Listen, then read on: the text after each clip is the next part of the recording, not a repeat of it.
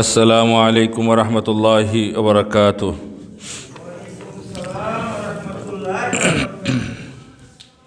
إن الحمد لله نحمده ونستعينه ونستغفره ونؤمن به ونتوكل عليه ونعوذ بالله من شرور أنفسنا ومن سيئات أعمالنا.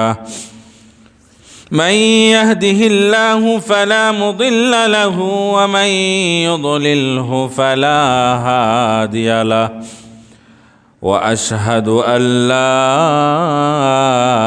إله إلا الله وحده لا شريك له وأشهد أن محمدًا عبده ورسوله. أما بعد فقد قال الله تعالى في كلامه المجيد وفرقانه الحميد: أعوذ بالله من الشيطان الرجيم. بسم الله الرحمن الرحيم. سبحان الذي أسرى بعبده ليلا من المسجد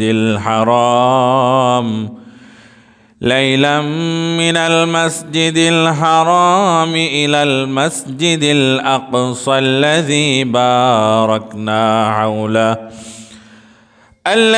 باركنا حوله لنريه من آياتنا إنه هو السميع البصير.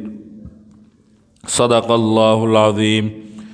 إن الله وملائكته يصلون على النبي يا أيها الذين آمنوا صلوا عليه وسلموا تسليما.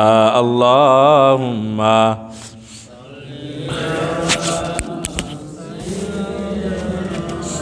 مولانا محمد وعلى آله سيدنا مولانا محمد. اللهم سيدنا مولانا محمد وعلى آله سيدنا مولانا محمد. আলহামদুলিল্লাহ।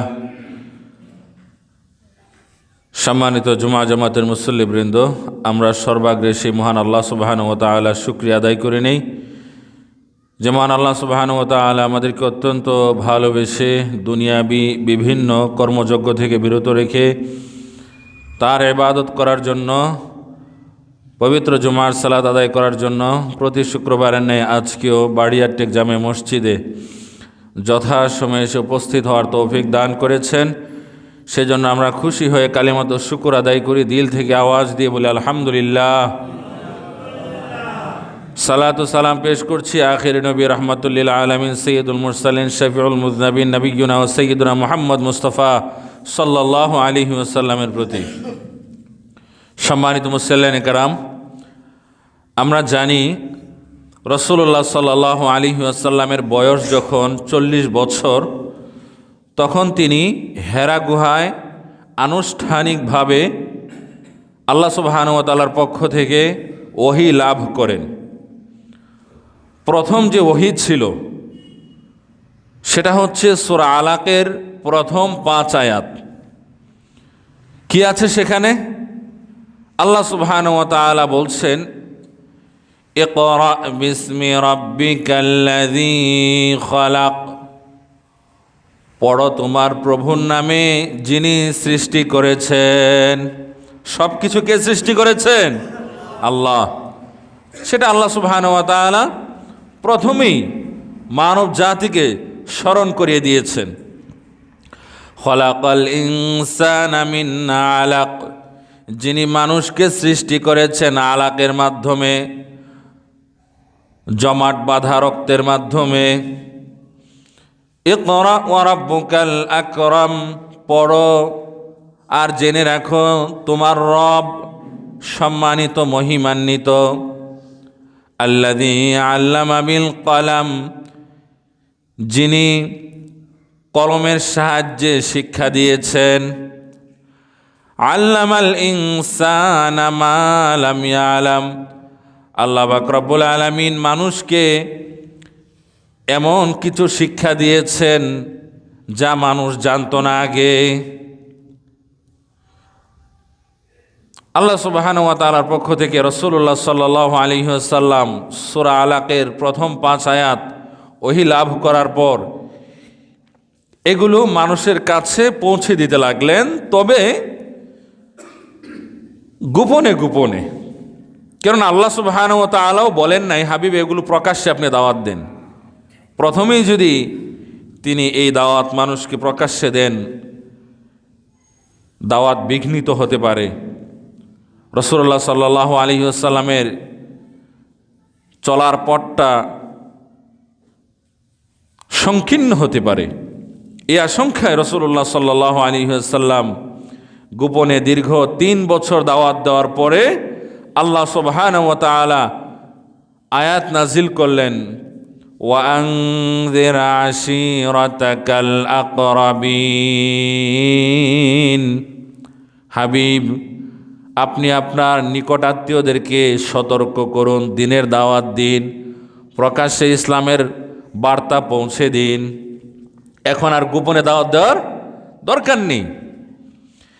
আরেকটা আয়াতে আল্লাহ সুবহানাহু ওয়া তাআলা বলেছেন, ফাসদা বিমা তুমার ওয়া আরিদ আনিল মুশরিকিন, যেই বিধান আমি আপনার উপর নাজিল করে থাকি, যেই বিধান আমি দিয়েছি সেটা মানুষের নিকট প্রকাশ্যে পৌঁছে দিন, প্রকাশ্যে মানুষদেরকে জানিয়ে দিন। ওয়া আরিদ আনিল মুশরিকিন, আর মুশরিকদেরকে আপনি পরোয়া করবেন না। কোন মুশরিক কি বলল না বলল, কে আপনার পাশে থাকলো কে থাকলো না, কোন আত্মীয় আপনাকে বলল যে তোমাকে তো ভালো বুঝেছিলাম, কে বলবে তুমি তো এখন খারাপ হয়ে গেছো, এগুলোর দিকে আপনি তাকাবেন না। আমি আপনার প্রতি যে বিধান নাজিল করে থাকি তা এখন থেকে প্রকাশ্যে আপনি মানুষকে জানিয়ে দেবেন। সুবহানাল্লাহ।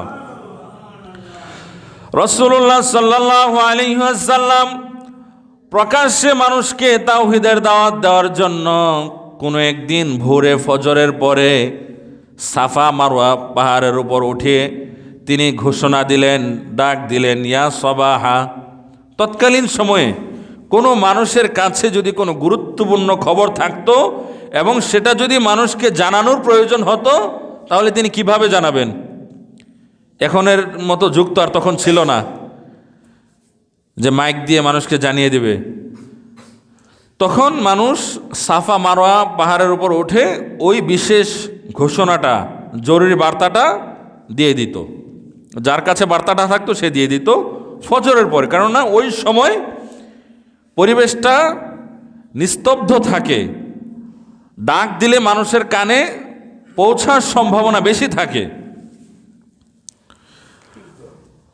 রাসূলুল্লাহ সাল্লাল্লাহু আলাইহি ওয়াসাল্লাম যখন ডাক দিলেন, সমবেত মানুষ জড়ো হয়ে গেল।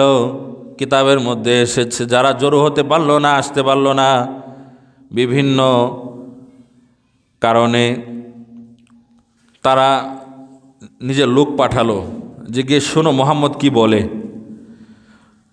রাসূলুল্লাহ সাল্লাল্লাহু আলাইহি ওয়াসাল্লাম সমবেত জনতাকে উদ্দেশ্য করে বলেছিলেন যে আমি যদি বলি আমি যেই পাহাড়ের উপর দাঁড়িয়ে আছি, তোমরা আমার সামনে আছো, তোমরা দেখছো আমার পিছনে আরও পাহাড় আছে, আমি যদি বলি তোমাদের শত্রু শিবির, তোমাদের দুশমনেরা তোমাদেরকে মেরে ফেলার জন্য, ধ্বংস করার জন্য, তোমাদের সম্পদ লুট করার জন্য তারা উৎপেতে বসে আছে, মাহেন্দ্রক্ষণ খুঁজছে কখন তোমাদেরকে ধ্বংস করা যাবে, তোমাদের সম্পদ লুট করা যাবে, আমার এই কথাকে তোমরা বিশ্বাস করবে? সমবেত জনতা বলেছিল, মা জাররাদনাকা ইল্লা সাদিকান, কেন আপনার কথা বিশ্বাস করব না? আপনি তো আপনার জীবদ্দশায় একদিনের জন্য একটা মিথ্যা কথা বলেন নাই। আপনি যা বলবেন আমরা তাই নির্দ্বিধায় বিশ্বাস করব। সুবহানাল্লাহ। এতটুকু পর্যন্ত সুবহানাল্লাহ। কিন্তু এরপরে তো তাদের আচরণ ভালো ছিল না। রাসূলুল্লাহ সাল্লাল্লাহু আলাইহি ওয়াসাল্লাম তখন শক্তি সঞ্চয় করে মানুষদেরকে বলেছিলেন, ইয়া আইয়ুহান নাস, হে পৃথিবীর মানুষেরা।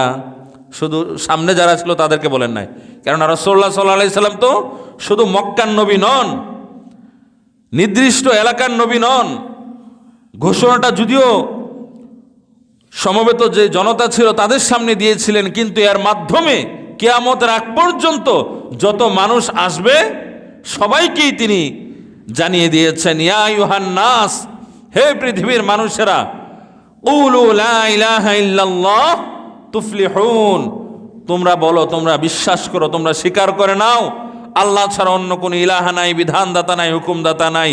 যদি তোমরা আল্লাহর স্বীকৃতি যথাযথভাবে দাও, একমাত্র আল্লাহর ইবাদত করো, লাত, উজ্জাত, মানাত, 300 দেবদেবী, 360 মূর্তি সবগুলোকে বর্জন করো, একমাত্র আল্লাহর ইবাদত করো, আমি রসুলের তরিকা অনুযায়ী যদি আমল করো, তুফলিহুন, তোমরা দুনিয়াতেও সফল হবে, পরকালেও তোমরা জান্নাত পাবে। সুবহানাল্লাহ। তখন তারা বলেছিল, তাব্বাল্লাকা সাইরাল ইয়াউম আলিহাযা জামাতানা। আবুল আহাবরা বলেছিল, এজন্য কি তুমি আমাদেরকে জড়ো করেছো, একত্রিত করেছো? এই কথা বলার জন্য কি আর কোনো কথা ছিল না? তারা কষ্ট পেয়ে অনেক গালমন্দ করতে লাগলো। আল্লাহ সুবহানাহু ওয়া তাআলা পবিত্র কোরআনের সূরা সদের 5 নম্বর আয়াতের মধ্যে বলেছেন, তারা বলেছিল, আজআলাল আলিহাতা ইলাহান ওয়াহিদা ইন্না হাযা লাশাইউন উজাব। যে মুহাম্মদ সাল্লাল্লাহু আলাইহি ওয়াসাল্লাম সে কি সমস্ত ইলাহকে বর্জন করে, সব ইলাহকে অস্বীকার করে, মূর্তিগুলোর শক্তিমত্তাকে অস্বীকার করে, দেবদেবীকে অস্বীকার করে, আমাদের সবাইকে এক ইলাহের দিকে কেন্দ্রীভূত করতে চায়, একজনের দিকেই কেবল দাওয়াত দিতে চায়? সে কি ওই মূর্তিগুলোর ক্ষমতা অস্বীকার করে? সে কি লাত, উজ্জাত, মানাতের ক্ষমতাকে অস্বীকার করে? সে তো দেখছি আজআলাল আলিহাতা ইলাহান ওয়াহিদা, ওয়াহিদা মানে একজন, যে একজনের দিকে সে শুধু আমাদেরকে ডাকছে। ইন্না হাযা লাশাইউন উজাব, এটা তো একটা আশ্চর্যজনক কথা, এটা তো আমরা মানতে পারি না। বলি নাউজুবিল্লাহ। এই যে আবুল আহাবরা বলেছিল, তাব্বাল্লাকা সাইরাল ইয়াউম, মুহাম্মদ তোমার গোটা জীবন ধ্বংস হোক। রাসূলুল্লাহ সাল্লাল্লাহু আলাইহি ওয়াসাল্লাম মন খারাপ করে ফেললেন। যেই সমস্ত মানুষেরা আমাকে ভালোবাসতো, আমার পাশে ছিল, আমার কাছে যারা আমানত রাখত, যারা আমাকে আলামিন উপাধি দিয়েছিল, যারা আমাকে বিশ্বাসী বলতো, তারা আজকে আমাকে মিথ্যাবাদী বলছে, ভণ্ড বলছে, আমার ধ্বংস কামনা করছে, আমার বিরোধিতা করছে, আমাকে দেখে নেওয়ার হুমকি দিচ্ছে। রাসূলুল্লাহ সাল্লাল্লাহু আলাইহি ওয়াসাল্লামকে সান্ত্বনা দিতে গিয়ে তখন আল্লাহ পাক রব্বুল আলামিন পবিত্র কোরআনের সূরা লাহাব নাজিল করলেন, তাব্বাত ইয়াদা আবি লাহাবিন ওয়া তাব। হাবিব, আপনি ধ্বংস হবেন না, আপনার কোনো ক্ষতি তারা করতে পারবে না, দিন ইসলামকে তারা স্তব্ধ করে দিতে পারবে না, কোরআনের বাণী তারা নিভিয়ে দিতে পারবে না। ধ্বংস হবে আবু লাহাব এবং তার 2 হাত, যেই 2 হাত দিয়ে আপনাকে আঘাত করার চেষ্টা করেছিল, সেই 2 হাত ধ্বংস হবে। আবু লাহাব নিজেও ধ্বংস হবে, আপনার ধ্বংস হবে না। সুবহানাল্লাহ।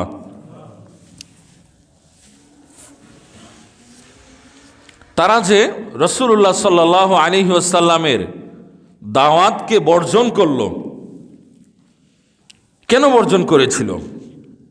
আমরা তো লা ইলাহা ইল্লাল্লাহ পড়ি, আবার বলি সমস্ত ক্ষমতার মালিক জনগণ, লা ইলাহা ইল্লাল্লাহ বলি, আবার ইসলামী শক্তিকে স্তব্ধ করে দেওয়ার চেষ্টা করি।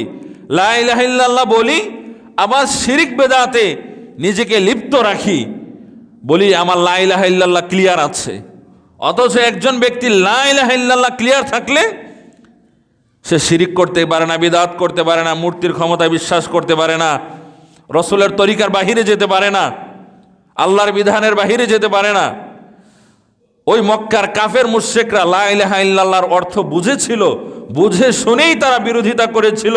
তারা বুঝেছিল মুহাম্মদ সাল্লাল্লাহু আলাইহি সাল্লাম, মুহাম্মদ সে যে লা ইলাহা ইল্লাল্লাহর দাওয়াত দিচ্ছে, এই লা ইলাহা ইল্লাল্লাহ মানলে দেবদেবীকে বর্জন করতে হবে, এই লা ইলাহা ইল্লাল্লাহকে মানলে 300 মূর্তি ভেঙে ফেলতে হবে, এই লা ইলাহা ইল্লাল্লাহ মানলে বাপ দাদার যে তথাকথিত আমল কুসংস্কার আছে সেগুলোকে ফেলে দিতে হবে, লা ইলাহা ইল্লাল্লাহ মানলে আল্লাহর বিধানই একমাত্র মানতে হবে, আমাদের মানব রচিত কোনো বিধান মানা যাবে না।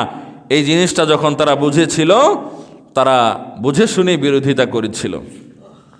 কিন্তু তারা তো রাসূলুল্লাহ সাল্লাল্লাহু আলাইহি সাল্লামকে দেখেছেন দীর্ঘ সময় ধরে, তিনি সত্য কথা বলেন, তিনি আমানত রক্ষা করেন, তিনি সমাজ সংস্কার করেন, গরিব মেহনতি মানুষের পাশে দাঁড়ান, নেতৃত্ব দেওয়ার মতো তার মধ্যে কোয়ালিটি আছে, গুণ আছে। আবার তাদেরই আত্মীয়, সব কিছু চিন্তা করে না পারা যায় তার কথা মানা, তারা না পারছে মানতে, না পারছে ক্ষতি করতে। তো ক্ষতি করার জন্য তো উপলক্ষ লাগবে, চাইলেই তো যখন তখন ক্ষতি করা যায় না। এজন্য তারা সমবেত হয়ে সিদ্ধান্ত নিল যে তাকে কিছু প্রলোভন দেই, সে যদি গ্রহণ করে তো করলো, না হলে পরবর্তী অ্যাকশনে যাওয়া যেতে পারে। তারা রাসূলুল্লাহ সাল্লাল্লাহু আলাইহি সাল্লামের চাচা আবু তালেব, আপনারা জানেন রাসূলুল্লাহ সাল্লাল্লাহু আলাইহি সাল্লামের জন্মের পরে তিনি তার দুধমা হালিমার কাছে লালিত পালিত হয়েছিলেন। তিনি মায়ের কাছে বেশি দিন থাকতে পারেন নাই, বাবা তো আগেই মারা গিয়েছেন। এরপরে দাদা আব্দুল মুত্তালিব, এরপরে দাদাও যখন মারা গেল, এরপরে চাচা আবু তালেব, তিনি রাসূলুল্লাহ সাল্লাল্লাহু আলাইহি সাল্লামকে অত্যধিক ভালোবাসতেন, কেউ যেন তার কোনো ক্ষতি করতে না পারে সেটা তিনি দেখভাল করতেন। এই জন্য রাসূলুল্লাহ সাল্লাল্লাহু আলাইহি সাল্লামের চাচা আবু তালেবের কাছে নেতৃস্থানীয় ব্যক্তিরা এসে বলল, আপনার ভাতিজা যা যা বলছে আপনি বলেন, সেজন্য এ দাওয়াত না দেয়, তার উদ্দেশ্য যদি থাকে সে নেতা হবে তাহলে আমরা তাকে দুনিয়ার নেতা বানিয়ে দেব, সে যদি বড় ব্যবসায়ী হতে চায় তাকে বড় ব্যবসায়ী বানিয়ে দেব চাঁদা তুলে, সে যদি অনেক টাকা পয়সার মালিক হতে চায় সেই ব্যবস্থাও আমরা করে দেব, সে যদি কোনো সুন্দরী নারী বিবাহ করতে চায় সেই ব্যবস্থাও আমরা করে দেব, তবে সে যে দাওয়াত দিচ্ছে, লা ইলাহা ইল্লাল্লাহর দাওয়াত দিচ্ছে, এই দাওয়াতটাকে বর্জন করতে হবে। রাসূলুল্লাহ সাল্লাল্লাহু আলাইহি সাল্লাম দেখলেন যেই চাচা আমাকে এত ভালোবাসেন, তিনিও কাফেরদের কথায় বিচলিত হয়ে তারা যে প্রস্তাব দিতে চায় সেটা আমার চাচার মাধ্যমে তারা দিল। তিনি মনক্ষুণ্ণ হয়ে চাচাকে বললেন, ইয়া আম।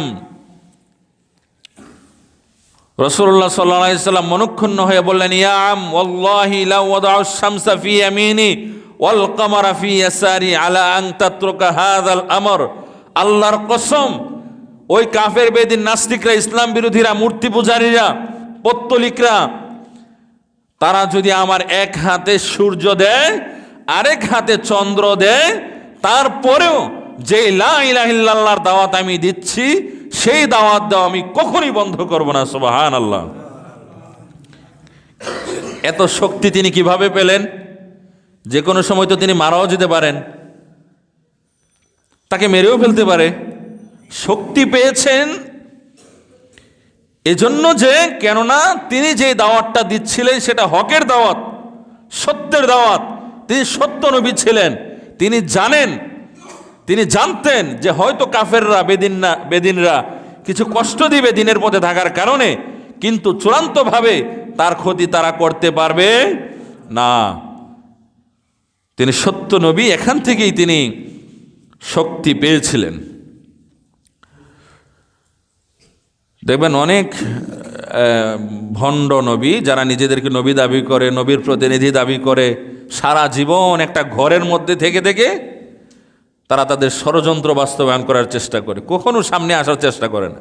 মাঝে মাঝে সামনে গেলেও ওই এলাকাতে যায় যে এলাকায় নিজেদের অনুসারী বেশি, এবং অনেক সুরক্ষার ব্যবস্থা করি তারপরে যায়, যেন ক্ষতি না হয়, ভয় পেয়ে যায়। কেননা তারা নিজেরাও জানে যে তারা হকের উপর নাই, কেউ মেরে ফেলে কিনা। প্রিয় হাজিরিন, রাসূলুল্লাহ সাল্লাল্লাহু আলাইহি সাল্লাম যখন ঘৃণা ভরে কাফেরদের প্রস্তাব প্রত্যাখ্যান করলেন, তিনি বললেন, আমি লা ইলাহা ইল্লাল্লাহর দাওয়াত দিয়েই যাব যতক্ষণ পর্যন্ত আমার দেহে প্রাণ আছে। রাসূলুল্লাহ সাল্লাল্লাহু আলাইহি ওয়াসাল্লামের এই দৃঢ়চেতা ঘোষণার ফলে আবু তালেবও বুঝতে পারল যে না, আমার ভাতিজার পাশেই থাকতে হবে। তিনি বনু হাশেম এবং বনু মুত্তালিবের সকল মানুষদেরকে নিয়ে বসে বলল যে মুহাম্মদ সাল্লাল্লাহু আলাইহি ওয়াসাল্লাম সে তো আমাদেরই ভাতিজা, আমাদেরই আত্মীয় স্বজন, আমাদেরই লোক, সে তার যে দাওয়াত সেটা সে দিতেই পারে। আমরা কে গ্রহণ করব না করব এটা আমাদের বিষয়, তার কথা বলার মত প্রকাশের অধিকার আছে। কিন্তু অনেক মানুষ তার ক্ষতি করতে চায়, আমরা তো তার ক্ষতি হতে দিতে পারি না। তার যদি ক্ষতি হয় সেটা তো আমাদেরই দুর্বলতা, আমাদের সামনে তার ক্ষতি হলে এটা আমাদেরই দুর্বলতা প্রকাশ পায়। জনগণও তাতে সাড়া দিল। এরপরে আবু তালেব তিনিও তার সমস্ত শক্তি সঞ্চয় করে রাসূলুল্লাহ সাল্লাল্লাহু আলাইহি ওয়াসাল্লামকে অভয় দিয়ে বলেছিলেন, ওয়াল্লাহি লা ইয়াসিলু ইলাইকা বিজামইহিম হাত্তা ওয়াসাদা ফিত তুরাবি দাফিনা। ভাতিজা মুহাম্মদ সাল্লাল্লাহু আলাইহি সাল্লাম, তুমি যে দাওয়াত দিচ্ছ, আল্লাহর দিকে আহ্বান করছো, একত্ববাদে দাওয়াত দিচ্ছ, তাওহীদের কথা বলছো, তোমার দাওয়াত সত্য, তুমি সত্যের দিকেই মানুষদেরকে আহ্বান করছো। তুমি যে আহ্বান করছো সে আহ্বান তুমি করেই যাবে, তুমি থামবে না। তোমার পাশে আমরা সবাই আছি। আমার দেহে এক ফোঁটা রক্ত থাকতে কেউ তোমার কোনো ক্ষতি করতে পারবে না। সুবহানাল্লাহ। ওই যে রাসূলুল্লাহ সাল্লাল্লাহু আলাইহি সাল্লামের মন কিছুটা খারাপ হয়ে গিয়েছিল যে আমার অনেক পাশের মানুষরা আমার থেকে দূরে সরে গিয়েছে, যারা আমাকে বিশ্বাসী বলতো তারা এখন অবিশ্বাসী বলা শুরু করেছে, সত্যবাদী যারা বলতো এখন মিথ্যাবাদী বলা শুরু করেছে, হকের পথের অনুসারী যারা মনে করতো এখন ভণ্ড মনে করছে। তার মধ্যে যেই মন খারাপ, কিছুটা মন যে খারাপ হয়েছিল, চাচা যখন অভয় দিয়ে বলল, আমার দেহে এক ফোঁটা রক্ত থাকতে তোমার ক্ষতি হতে দেব না, তোমার পাশে আমরা সবাই আছি, এই ঘোষণার পরে রাসূলুল্লাহ সাল্লাল্লাহু আলাইহি সাল্লামের মন অনেকটাই ভালো হয়ে গেল। তিনি নির্ভয়ে নির্দ্বিধায় মানুষদেরকে দিনের দাওয়াত দিতে লাগলেন। আল্লাহ সুবহানাহু ওয়া তাআলার পক্ষ থেকে জিবরাইল আলাইহিস সালামের মাধ্যমে যখনই যে আয়াত নাজিল হয়, যখনই যেই বিধান নাজিল হয়, সেটাই রাসূলুল্লাহ সাল্লাল্লাহু আলাইহি সাল্লাম প্রকাশ্যে দাওয়াত দিতে লাগলেন। সুবহানাল্লাহ। কিন্তু আল্লাহরই ইচ্ছা, এর কিছুদিন পরে আবু তালেব মারা গেল। যিনি দেখে শুনে রাখতেন, সাহস দিতেন, অভয় দিতেন, তিনি মারা গেলেন। মারা যাওয়ার আগে কিছু ঘটনা ঘটেছিল। মারা যাবে অবস্থা, এরকম সময় রাসূলুল্লাহ সাল্লাল্লাহু আলাইহি সাল্লাম আবু তালেবকে বলেছিলেন, আয়াম, হে চাচা যান, আপনি আমাকে কত ভালোবাসেন, কিন্তু আপনি তো আল্লাহকে আমরা যেভাবে বিশ্বাস করি সেভাবে বিশ্বাস করেন না। আপনার আকীদা ক্লিয়ার নেই, আপনার বিশ্বাস ক্লিয়ার নেই। কুল লা ইলাহা ইল্লাল্লাহ, আপনি বলুন, আপনি স্বীকার করে নিন আল্লাহ ছাড়া অন্য কোনো ইলাহ নাই, লাত, উজ্জা, মানাত, মূর্তি, এগুলোর কোনো ক্ষমতা নেই, আপনি এটা বিশ্বাস করে নিন। আমি আপনার ভাতিজা, আমাকে নবী হিসেবে মানতে যদি আপনার কষ্ট হয়, আমার স্বীকৃতিটা আপনার দেওয়ার দরকার নাই, আপনার বলার দরকার নাই। আল্লাহর স্বীকৃতিটা যেভাবে দেওয়া দরকার সেভাবে আপনি দিন। কালিমাতান উহাজু লাকা বিহা ইনদাল্লাহ, আপনার জন্য আল্লাহর কাছে আমি সুপারিশ করব যে আল্লাহ, আপনাকে তো অন্ততপক্ষে যেভাবে স্বীকার করার কথা সেভাবে স্বীকার করে নিয়েছেন। কাফেররা আল্লাহকে বিশ্বাস করতো, মক্কার কাফেররা। কোরআনে আছে, ওয়ালা ইন সাআলতাহুম মান খালাকাস সামাওয়াতি ওয়াল আরদা লা ইয়াকুলুন্নাল্লাহ। হাবিব, আপনি যদি কাফেরদেরকে বলেন কে আসমান জমিন সৃষ্টি করেছেন, তারা বলবে অবশ্যই আল্লাহ তাআলা সৃষ্টি করেছেন। ওয়ালা ইন সাআলতাহুম মান খালাকাস সামাওয়াতি ওয়াল আরদা সাখারা শামসা ওয়াল কামারা লা ইয়াকুলুন্নাল্লাহ। আরও আছে, কে আসমান থেকে পানি বর্ষণ করেন, জমিনকে উর্বর করেন, কাফেররা বলবে আল্লাহ তাআলাই সব কিছু করেন। তারা আল্লাহকে বিশ্বাস করত। বাকি আমরা তাওহীদপন্থীরা যেভাবে বিশ্বাস করি, যেভাবে বিশ্বাস করা উচিত, যেভাবে বিশ্বাস করার কথা আল্লাহ তাআলা বলেছেন, তার রাসূল বলেছেন সাল্লাল্লাহু আলাইহি ওয়াসাল্লাম, সেভাবে তারা বিশ্বাস করতো না। তারা মনে করতো আল্লাহ একজন আছে সত্য, আবার ওই যে বাইতুল্লাহতে কিছু মূর্তি টুর্তি আছে, এগুলোরও কিছু ক্ষমতা আল্লাহ তাআলা দিয়েছেন। ও তো ছোটোখাটো বিষয়ে এই মহান আল্লাহর কাছে চাওয়ার কোনো দরকার নাই। এই ছোটোখাটো বিষয়ে এই মূর্তিগুলোর, হুবলগুলোর এদের দ্বারস্থ হলেই এরাই মানে আল্লাহর কাছে বলে তারপরে ব্যবস্থা করে দিতে পারবেন, দোয়া কবুলের ব্যবস্থা করতে পারেন। এই ক্ষমতা আল্লাহ তাআলা তাদেরকে দিয়েছেন, বলি নাউজুবিল্লাহ। এই জন্য তাদের লা ইলাহা ইল্লাল্লাহ ক্লিয়ার ছিল না। তো রাসূলুল্লাহ সাল্লাল্লাহু আলাইহি ওয়াসাল্লাম চাচাকে বললেন যে আকীদা ক্লিয়ার করে আপনি বিশ্বাস করুন, স্বীকার করে নিন লা ইলাহা ইল্লাল্লাহ। আমাকে যদি আপনি আমার স্বীকারোক্তি নাও দেন রাসূল হিসেবে, অন্ততপক্ষে আল্লাহর স্বীকারোক্তিটা দেন। কালিমাতান উহাজু লাকা বিইনদাল্লাহ, আপনার জন্য আল্লাহর কাছে আমি সুপারিশ করব। তখন চাচা একটু চিন্তার মধ্যে পড়ে গেলেন যে স্বীকার করে নিব কি না। কিন্তু পাশে আবার ওই মক্কার নেতৃস্থানীয় ব্যক্তিবর্গ ছিল, তারা খুব রাগ করলো যে আবু তালেব, যদিও তুমি তোমার ভাতিজার পাশে থেকেছ, আমরা এটাকে ভিন্নভাবে দেখেছি ভাতিজার প্রতি মহাব্বত হিসেবে, কিন্তু তোমারও তো একটা আদর্শ আছে। তোমাকে তো আমরা জানি যে কিছু বিষয়ে তোমার সাথে আমাদের বিরোধ আছে তোমার ভাতিজার বিষয়ে, কিন্তু তারপরেও তো আমাদের অনেক আদর্শের সাথে তোমার আদর্শের মিল আছে। তুমি তো আমাদের হুবলকে, লাত উজ্জাত মানাতকে তুমি অস্বীকার করো না, প্রকাশ্যে অন্ততপক্ষে কখনো বলো নাই। তাহলে কেন মৃত্যুর আগে তুমি এই কালিমা পড়বে আর এইভাবে স্বীকার করবে? তাহলে তো মানুষ তোমাকে ভীতু বলবে, অনেক কিছু বলবে, সমালোচনা করবে আমাদের অনুসারী যারা আছে। তো তিনি অনেক কিছু চিন্তা করে আর ঈমান আনেন নাই। তিনি যখন মনক্ষুণ্ণ হলেন, অর্থাৎ রাসূলুল্লাহ সাল্লাল্লাহু আলাইহি সাল্লাম যখন মনক্ষুণ্ণ হলেন, ঈমান না নিয়ে আমার চাচা মারা গেল, তখন আল্লাহ সুবহানাহু ওয়া তাআলা আয়াত নাযিল করলেন, ইন্নাকা লা তাহদি মান আহবাবতা ওয়ালাকিন্নাল্লাহা ইয়াহদি মান ইয়াশা। যে হাবিব, আপনি চাইলে কাউকে হেদায়েত দিতে পারবেন না, ঈমান নসিব করাতে পারবেন না। আপনি চাইলেই যদি পারতেন তাহলে তো আপনার সময়ের পৃথিবীর যত মানুষ আছে সবাই মুমিন হয়ে যেত, কারণ আপনি তো তাই চান। হ্যাঁ, আপনি চেষ্টা করছেন, কিন্তু চাইলেই যদি আপনি পারতেন তাহলে আপনার জীবদ্দশায় পৃথিবীর একজনও কাফের থাকতো না। হেদায়েতের মালিক আমি আল্লাহ, সুবহানাল্লাহ। ইন্নাকা লা তাহদি মান আহবাবতা, যাকে আপনি আহবাবতা ভালোবাসেন, যাকে আপনি হেদায়েত দিতে চান, তাকে আপনি হেদায়েত দিতে পারবেন না। আপনার কাজ হচ্ছে সত্যের দিকে মানুষকে আহ্বান করা। যাদের কপালে হেদায়েত লেখা আছে তারা হেদায়েত পাবে। হেদায়েত এটা আল্লাহর হাতে। রাসূলুল্লাহ সাল্লাল্লাহু আলাইহি সাল্লাম প্রিয় চাচার জন্য আল্লাহর কাছে দোয়া করেই যেতে লাগলেন, আল্লাহ, আমার চাচা আমাকে অনেক ভালোবেসেছেন, আমার সুখে দুঃখে পাশে থেকেছেন, আমাকে প্রোটেক্ট করেছেন বিপদ আপদ থেকে, আমাকে অভয় দিয়েছেন, আমাকে কত ভালোবেসেছেন। বাবার অভাব তিনি বুঝতে দেন নাই। আল্লাহ, আমি বহুত চেষ্টা করেছি তিনি যেন ঈমান নিয়ে আকীদা ঠিক করে মারা যান, কিন্তু আমি পারি নাই, তার কপালে হেদায়েত ছিল না। আল্লাহ পাক রব্বুল আলামিন, চাচাকে আপনি ক্ষমা করে দেন, আপনি তো সবই পারেন। তখন আল্লাহ তাআলা কোরআনের আয়াত নাজিল করলেন, মা কানা লিন নবী ওয়াল্লাযীনা আমানু আইয়াস্তাগফিরু লিল মুশরিকিন ওয়ালাউ কানু উলি কুরবা।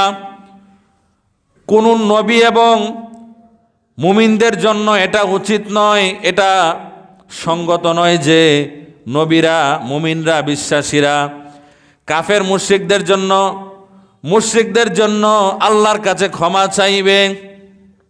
ওয়ালাউ কানু উলি কুরবা, যদিও সে নিকটাত্মীয় হয়, বাবা হয়, মা হয়, চাচা হয়, চাচি হয়, নানা হয়, নানি হয়, যেই হোক না কেন, মুশরিকের জন্য আল্লাহর কাছে ক্ষমা প্রার্থনা করবে, এটা উচিত নয়। সে নবী হোক, মুমিন হোক, কারো দ্বারা এটা উচিত নয়। ওয়ালাউ কানু উলি কুরবা, যদিও নিকটাত্মীয় হয়। আল্লাহ বলছেন মিন বাদি মা তাবায়্যানা লাহুম আন্নাহুম আসহাবুল জাহিম, যখন এটা স্পষ্ট হয়ে গিয়েছে, যখন আমার বিধান এটা বলে দেওয়া হয়ে গিয়েছে যে কাফের মুশরিকদের জন্য দোয়া করা যাবে না তাদের মৃত্যুর পরে। হ্যাঁ, মৃত্যুর আগে আল্লাহর কাছে হেদায়েতের জন্য দোয়া করা যেতে পারে, যে আল্লাহ আপনি তাকে হেদায়েত দেন। হ্যাঁ, তাকে বোঝানো যেতে পারে কাফের মুশরিকদেরকে। কিন্তু ঈমান যদি না আনে, বেঈমান হয়ে যদি মারা যায়, কাফের মুশরিক হয়ে যদি মারা যায়, নাস্তিক হয়ে যদি মারা যায়, তাহলে তার জন্য আর কোনো দোয়া করা যাবে না। এর আগে আল্লাহর কাছে দোয়া করা যাবে, হেদায়েতের জন্য চেষ্টাও করা যাবে দ্বীনের পথে আনার জন্য। কিন্তু মুশরিক হয়ে, কাফের হয়ে, বেদিন হয়ে, নাস্তিক হয়ে মারা গেলে আর তার জন্য আল্লাহর কাছে দোয়া করা যাবে না।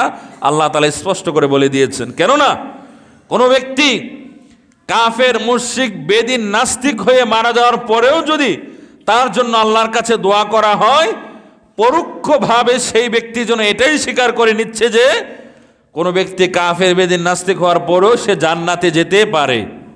কিন্তু কোনো ব্যক্তি কাফের, বেদিন, নাস্তিক হয়ে মারা গেলে সে কি কখনো জান্নাতে যাবে? যাবে না। আল্লাহ তাআলা জানিয়ে দিয়েছেন। প্রিয় হাজিরিন, এজন্য আমরা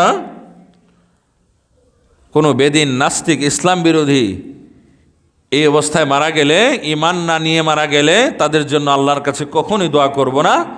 তবে তাদের জীবদ্দশায় তাদের হেদায়েতের জন্য আল্লাহর কাছে দোয়া করা যেতে পারে, তাদেরকে সঠিক পথে আনার জন্য চেষ্টা করা যেতে পারে। এটা ভালো জিনিস, ভালো কাজ।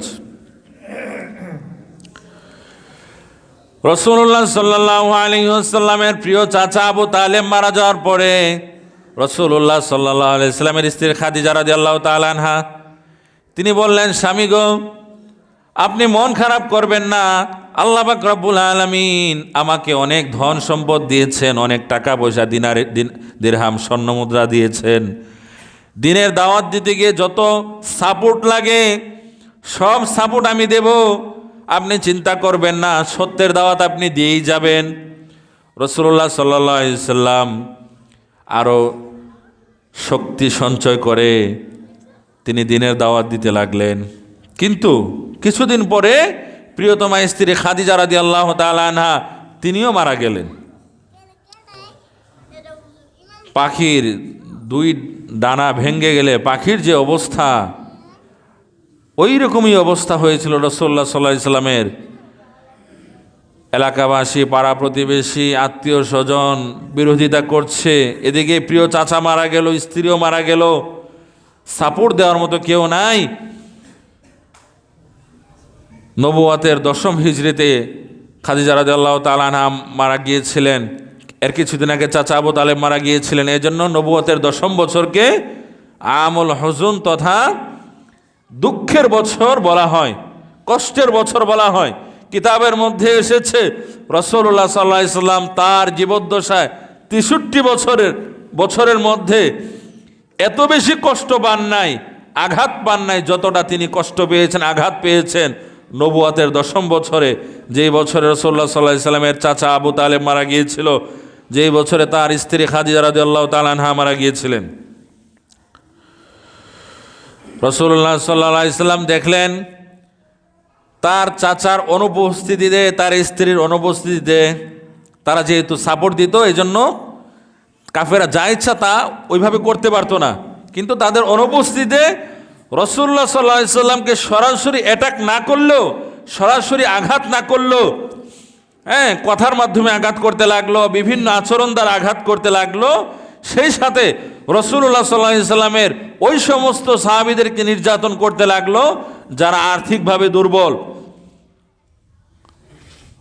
যাদের বংশমর্যাদা সামাজিকভাবে, যাদের মানে আর্থিকভাবে দুর্বল, গরিব, বংশমর্যাদা কম, এই হিসেবে যারা পরিচিত, তাদেরকে কাফেররা নির্যাতন করতে লাগলো। একদিন দেখলেন রাসূলুল্লাহ সাল্লাল্লাহু আলাইহি ওয়াসাল্লাম তার সাহাবী আম্মার ইবনে ইয়াসির এবং তার পরিবারের সদস্যদেরকে প্রচণ্ড কষ্ট দিচ্ছে। বেলাল রাদিয়াল্লাহু তাআলা আনহুকে উত্তপ্ত বালির মধ্যে শুইয়ে তার উপর পাথর চাপা দিয়ে বলছে যে মুহাম্মদের আকীদা বিশ্বাস ত্যাগ করো, মুহাম্মদ যেভাবে আল্লাহর দাওয়াত দেয় ওই দাওয়াত বর্জন করো। তিনি বর্জন করলেন না। আম্মার ইবনে ইয়াসিরের পরিবার এই কষ্ট সহ্য করতে না পেরে একবার দেখতে পেল রাসূলুল্লাহ সাল্লাল্লাহু আলাইহি সাল্লাম কোথাও যাচ্ছেন, তখন ওই নির্যাতন অবস্থায় ইয়াসিরের পরিবার বলল, হে আল্লাহ রাসূল সাল্লাল্লাহু আলাইহি সাল্লাম, আপনি দেখতে পাচ্ছেন আমাদেরকে এই কাফেররা, এই মুশরিকরা কত নির্যাতন করছে, নিষ্পেষণ করছে, কতভাবে আঘাত দিচ্ছে, আপনি আমাদেরকে উদ্ধার করুন, আমাদেরকে সাহায্য করুন। রাসূলুল্লাহ সাল্লাল্লাহু আলাইহি সাল্লাম দেখলেন যে সাহায্য করার মতো কোনো পরিবেশ নাই। তিনি অত্যন্ত কষ্ট পেলেন এবং তার ওই সমস্ত সাহাবীদেরকে বললেন যাদেরকে নির্যাতন করা হচ্ছিল, সবরান আলী ইয়াসির, হে আলী ইয়াসিরের পরিবারের সদস্যরা, আমি সবই দেখতে পাচ্ছি তোমাদেরকে যে নির্যাতন নিষ্পেষণ করা হচ্ছে, কিন্তু আমিও কিছু করতে পারছি না, তবে আমি চেষ্টা করব। ইন্নামা ওয়াইদাকুমুল জান্নাহ, যেই বিশ্বাস তোমাদের রয়েছে আল্লাহর প্রতি, যে আকীদা তোমরা পোষণ করো, সেই বিশ্বাসের উপর যদি তোমরা থাকতে পারো, এই নির্যাতন করে যদি তোমাদেরকে হত্যাও করে ফেলা হয়, ইন্নামা ওয়াইদাকুমুল জান্নাহ, আমি তোমাদেরকে জান্নাতের ওয়াদা দিচ্ছি। সুবহানাল্লাহ। রাসূলুল্লাহ সাল্লাল্লাহু আলাইহি ওয়াসাল্লাম চিন্তা করতে লাগলেন,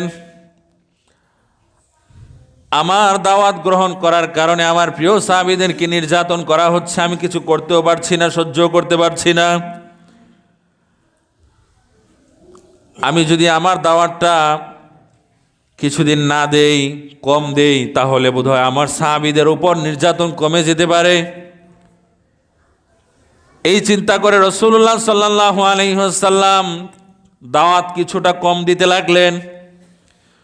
তখন আল্লাহ তাআলা কোরআনের আয়াত নাযিল করলেন, ইয়া আইয়ুহার রাসূলু বাল্লিগ মা উনজিলা ইলাইকা মির রাব্বিক, হে আমার হাবিব, আপনার প্রতি আমি যে বিধান নাযিল করে থাকি, যে ওহী আমি করে থাকি, তা আপনি মানুষের কাছে পৌঁছে দিন। ইয়া আইয়ুহার রাসূল, হে রাসূল, বাল্লিগ, আপনি তাবলীগ করুন, পৌঁছে দিন। মা উনজিলা ইলাইকা মির রাব্বিক, আপনার রবের পক্ষ থেকে যা নাযিল করা হয়। তাহলে আমরা বুঝতে পারলাম তাবলীগ মানে হচ্ছে আল্লাহর বিধান মানুষের কাছে পৌঁছে দেওয়া, কোরআনের কথা পৌঁছে দেওয়া। এরপর আল্লাহ বলছেন, ওয়াইল্লাম তাফআল ফামা বাল্লাগতা রিসালাতা, আপনি যদি না পৌঁছান, আপনি যদি শিথিলতা প্রদর্শন করেন, কিছুদিনের জন্য যদি আপনি দাওয়াত না দেন, ফামা বাল্লাগতা রিসালাতা, তাহলে প্রমাণিত হবে আপনি রিসালতের দায়িত্ব, আপনি নবী হিসেবে আপনার দায়িত্ব আপনি পালন করেন নাই। কিছুদিন সাহাবীদের কথা চিন্তা করে যাদের উপর নির্যাতন করা হচ্ছিল, শুধুমাত্র এটা মনস্থির করেছিলেন যে কিছুদিন একটু কম দাওয়াত দেই, প্রয়োগও বোধহয় শুরু করেছিলেন। এতে আল্লাহ তাআলা জানিয়ে দিলেন, কাফের বেদিন নাস্তিকরা যতই নির্যাতন করুক, যত যাই করুক, আমার যে বিধান, সেই বিধান থেকে মানে কিছুদিনের জন্য সেটা দাওয়াত দেওয়া বন্ধ করা যাবে না, সেটা মানুষকে জানিয়ে দিতে হবে। রাসূলুল্লাহ সাল্লাল্লাহু আলাইহি সাল্লাম ঠিকই জানিয়ে দিতে লাগলেন, কিন্তু মানুষ তো খারাপ আচরণ করে, নানা কটু কথা বলে। তখন রাসূলুল্লাহ সাল্লাল্লাহু আলাইহি ওয়াসাল্লামের মনের মধ্যে এই জিনিসটা উদয় হলো যে আমাকে কেন এখানেই পড়ে থাকতে হবে? আমি তো নির্দিষ্ট কোনো এলাকার নবী নই যে এই এলাকাকেই আমাকে নিয়ে চিন্তা করতে হবে। আমি তো গোটা বিশ্বজাহানের জন্য নবী। এখানের মানুষ যদি আমার দাওয়াত কবুল নাও করে, আমি অন্য এলাকায় চলে যাই। এই চিন্তা করে তিনি শৈশবে যেখানে লালিত পালিত হয়েছিলেন হালিমাতুস সাদিয়া এর নিকট, অর্থাৎ তায়েফে তিনি চলে গেলেন, গিয়ে মানুষদেরকে দাওয়াত দিতে লাগলেন। ইয়া আইয়ুহাল্লাযী, ইয়া আইয়ুহান নাস, হে পৃথিবীর মানুষ, কুলু লা ইলাহা ইল্লাল্লাহু তুফলিহুন, তোমরা বলো, তোমরা স্বীকার করে নাও আল্লাহ ছাড়া অন্য কোনো ইলাহ নাই।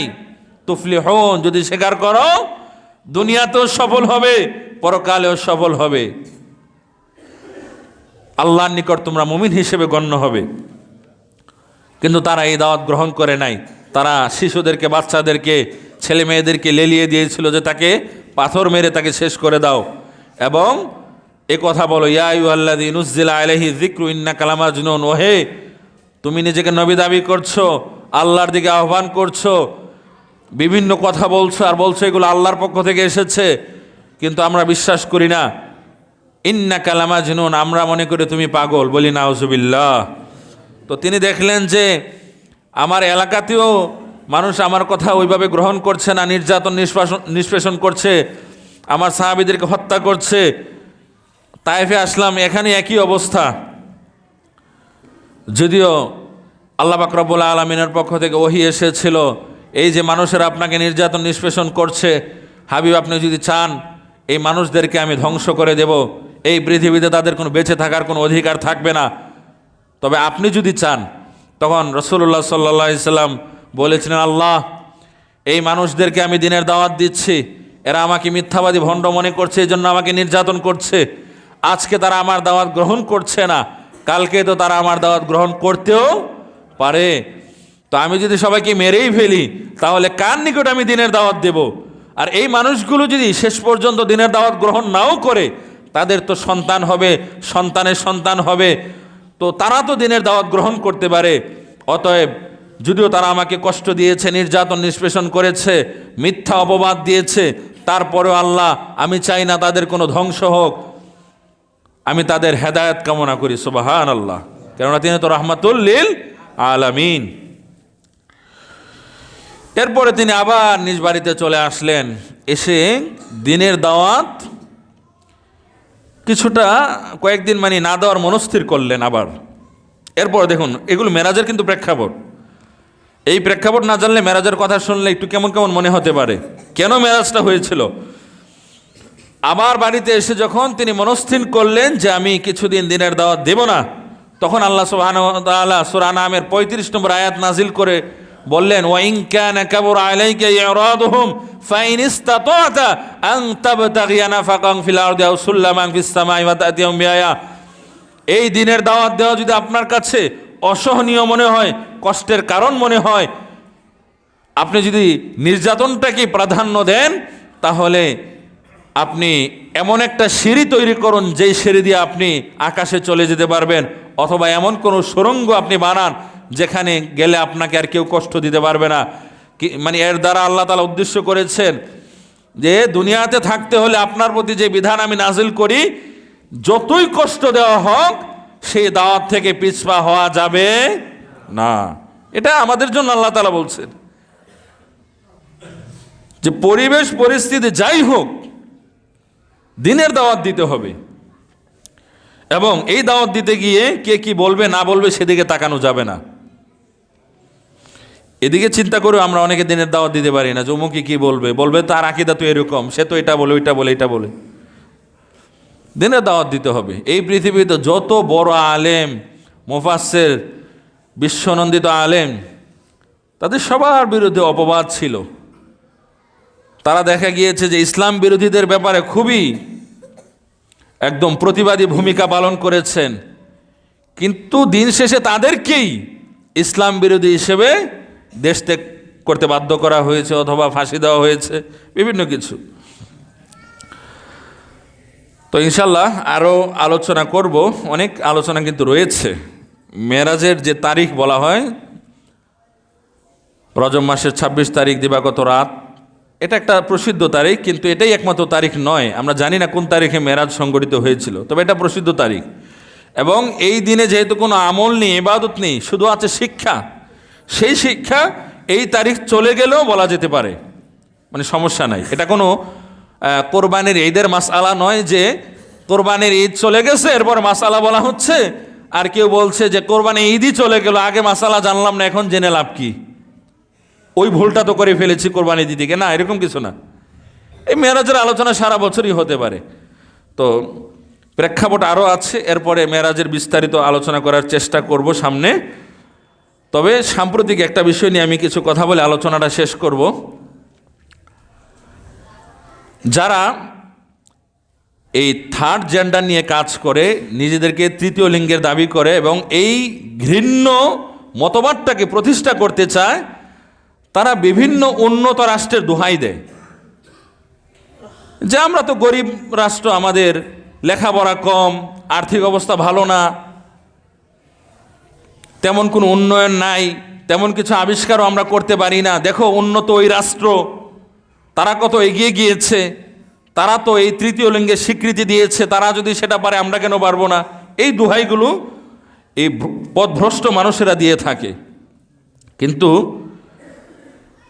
একটা খুশির খবর হচ্ছে, ট্রাম্প যে 47তম প্রেসিডেন্ট হিসেবে ঘোষণা, তিনি মানে 47তম প্রেসিডেন্ট হিসেবে তিনি যে দায়িত্বপ্রাপ্ত হয়েছেন, তার যে অভিষেক হয়েছে, সেই অভিষেক অনুষ্ঠানে তিনি বলেছেন যে আমেরিকাতে পুরুষ এবং মহিলা এর বাহিরে কোনো জেন্ডার থাকবে না সরকারি নথিপত্রে। আগে যেটা ছিল সেটা বাতিল। এলজিবিটি কিউ যে মতবাদ আছে সেটাকে তিনি বাদ দিয়ে দিলেন, এটা আর চলবে না। এটা আমি খবরেও দেখেছি, এটা অথেন্টিক খবর আর কি। আল্লাহ সুবহানাহু ওয়া তাআলা পবিত্র কোরআনের সূরা নাজমের মধ্যে বলেছেন, ওয়ান্নাহু খালাকাজ যাওজাইনি যাকারা ওয়াল উনসা। আল্লাহ তাআলা পৃথিবীতে মানুষ সৃষ্টি করেছেন নারী এবং পুরুষ, এই দুটি শ্রেণীতে বিভক্ত করে। পৃথিবীর মানুষ যারা, হয় কেউ নারী অথবা কেউ পুরুষ, এর বাইরে কোনো মানুষ নাই। কেউ কোনো ত্রুটি থাকতে পারে, কিন্তু কোনো মানুষের যদি ত্রুটি থাকে এবং পুরুষের দিকটা যদি তার বেশি থাকে, তাহলে ওই মানুষটাকে পুরুষ বলা হবে। নারীর দিকটা যদি বেশি থাকে তাহলে নারী। কিন্তু কোনো মানুষ বলবে যে আমি পুরুষও না নারীও না, আমি থার্ড জেন্ডার, এটা ইসলাম সমর্থন করে না। ট্রাম্প তিনি আনুষ্ঠানিকভাবে জানিয়ে দিয়েছেন, আমার রাষ্ট্রে থার্ড জেন্ডার বলে কিছু থাকবে না। এগুলো শয়তানি, ইসলাম বিরোধীদের ঘৃণ্য এজেন্ডা এগুলো। সম্মানিত হাজির, আল্লাহ সুবহানাহু ওয়া তাআলা সূরা নিসার 1 নম্বর আয়াতের মধ্যে বলেছেন, ওয়াবাসসা মিনহুমা রিজালান কাসীরা ওয়া নিসা।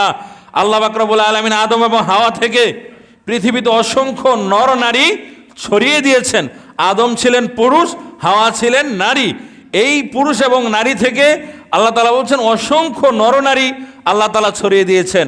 হ্যাঁ, আল্লাহ তাআলা বলেন না অসংখ্য নরনারী এবং থার্ড জেন্ডার ছড়িয়ে দিয়েছেন, এটা বলেন নাই।